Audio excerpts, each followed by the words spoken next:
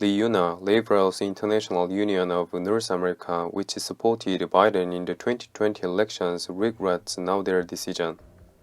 This is because the LIUNA suffered the direct damage of Biden canceled the Keystone XL project on the first day of his inauguration. However, the reactions of internet users are very negative. He told everybody what he was going to do, but everyone was so focused on getting Trump out of office, no one listened. Of course, Biden and Kamala Harris kept changing their words, which could also be responsible for causing confusion among ordinary citizens. Look, let me be clear also. I'm not banning fracking in Pennsylvania or anywhere else. And I'm going to protect Pennsylvania jobs, period. No matter how many times Donald Trump lies, he's never delivered on his promise for a big infrastructure plan. Uninterrupted.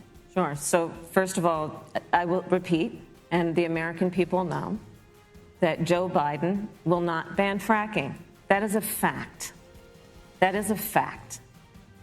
Biden and Kamala said Joe Biden will not ban fracking. Then we will see other video when Biden said we need to ban fracking. We are going to get rid of fossil fuels. Well, like what about, say, stopping fracking and stopping... No ability for the oil industry to continue to drill, period. Ends. Number one. Would there be any place for fossil fuels, including coal and fracking, in a Biden administration?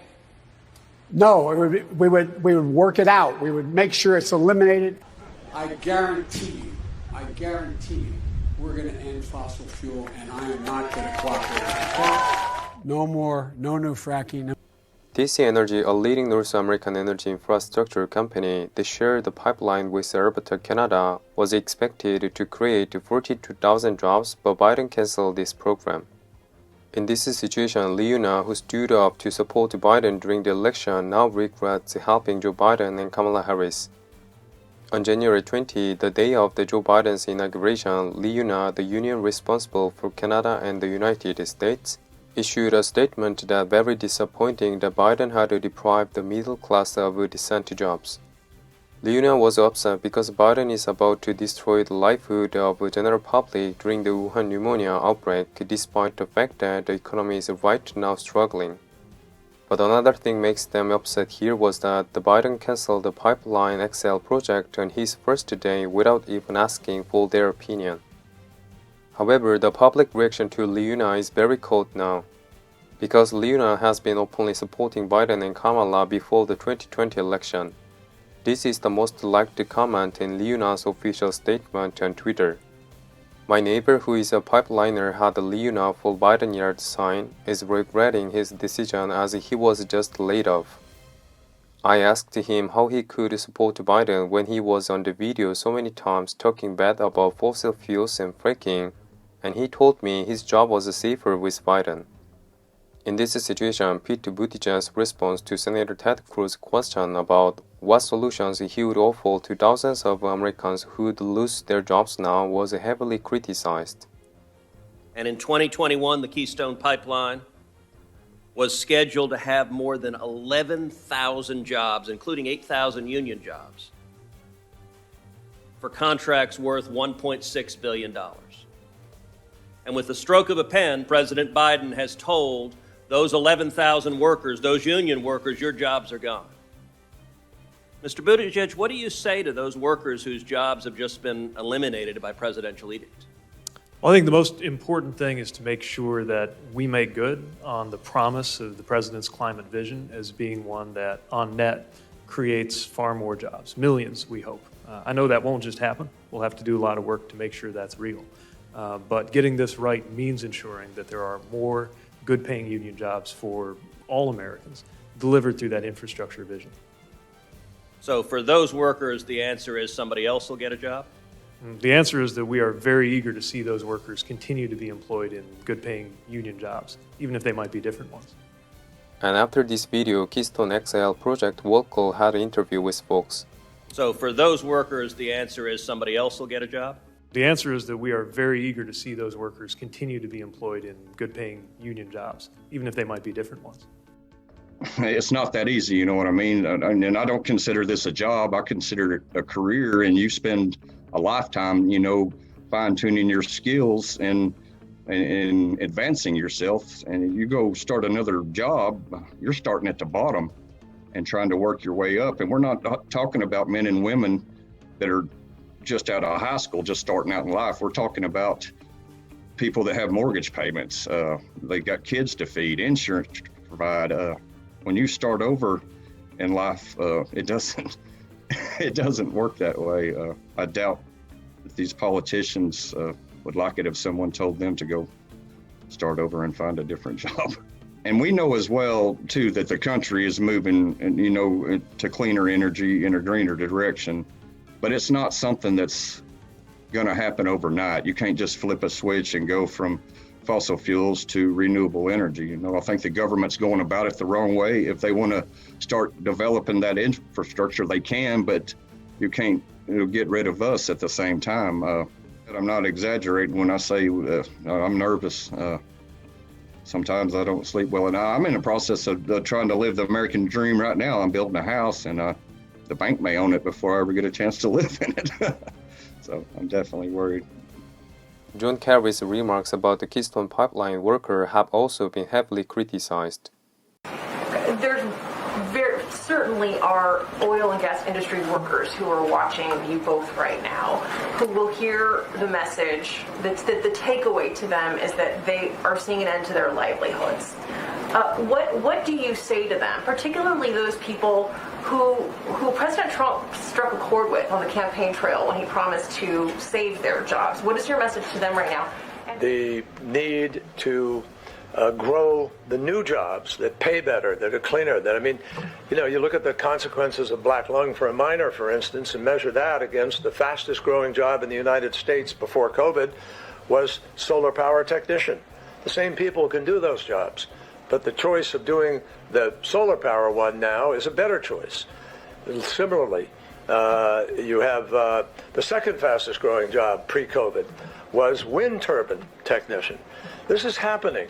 75%, 70% of all the electricity that's come online in the United States in the last few years came from renewables. So what President Biden wants to do is make sure those folks have better choices, that they have alternatives, that they can be the people who go to work to make the solar panels. They were making them here at home. Those are jobs.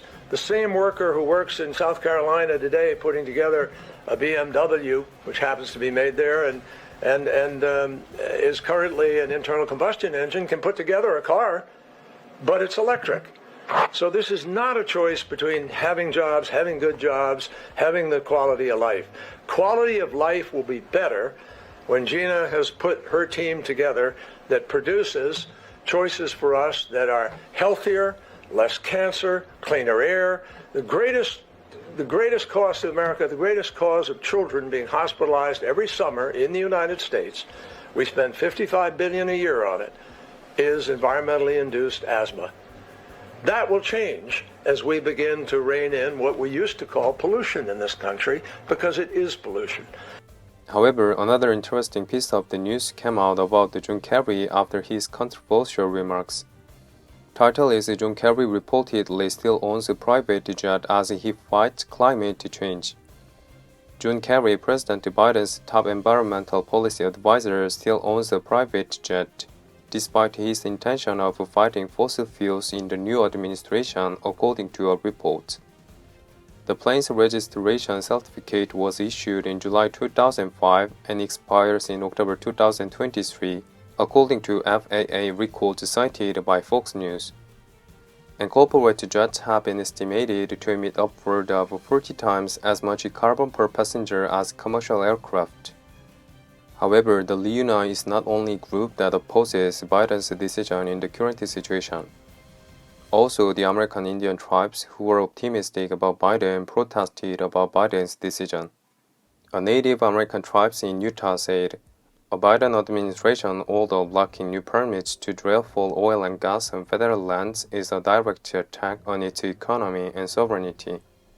Jeff Duncan from South Carolina House of Representatives sent a letter to Washington, D.C. officially protesting the cancellation of the Keystone XL project.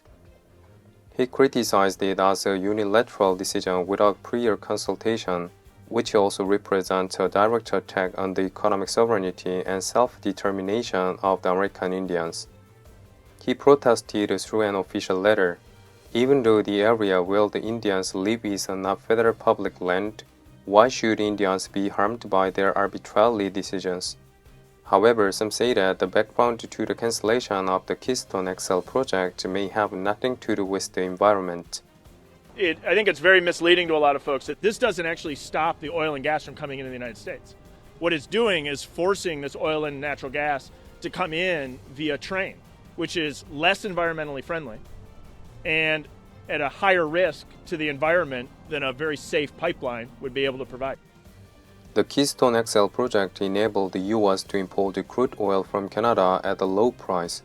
But after the project was completely discontinued, from now on shipping will be more expensive with dispatch methods such as trains and trucks.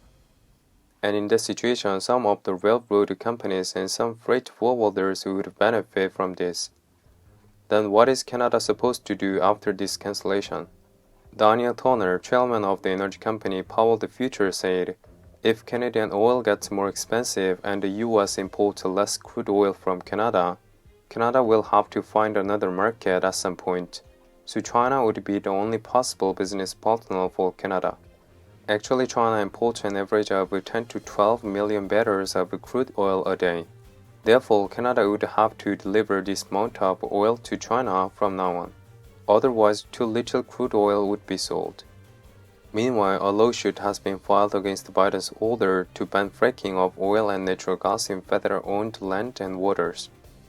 Western Energy Alliance, were representing more than 200 fossil fuel production companies on federal property, filed a lawsuit against Biden, stating that Biden has no authority to proceed with it.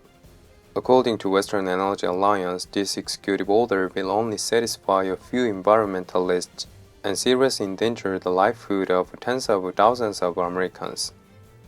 Meanwhile, many states already oppose the executive orders signed by Biden, and many problems are expected in the future. 6 state attorney generals warned Biden over potential presidential overreach. West Virginia led the letter with support from attorney general in Arkansas, Indiana, Mississippi, Montana, and Texas. West Virginia Attorney General Patrick Morrisey led a 6-state coalition, writing that State Attorney General will be vigilant in watching for and opposing federal overreach, especially when such action puts jobs and civil liberties at risk. The letter explained that should the new administration govern in a manner inconsistent with those tenets, the Attorney General contended it will be their responsibility and duty to challenge the administration's action in court. Attorney General Morrisey led in writing, "The President cannot cut constitutional corners or shirk statutory strictures without inevitably doing more harm to our country than good. The foundations of our republic and American life are embedded within our Constitution's carefully crafted design. Accordingly, today by this letter we respectively urge you, when pursuing your policy priorities, to honor the core constitutional tenets which should be appreciated and respected by every person entrusted with the honor and burdens of the presidency. As you saw, it seems like the Biden's administration is expected to face many problems in the future. What do you think of this video? Thanks for watching, comments, likes, and sharing. Be safe.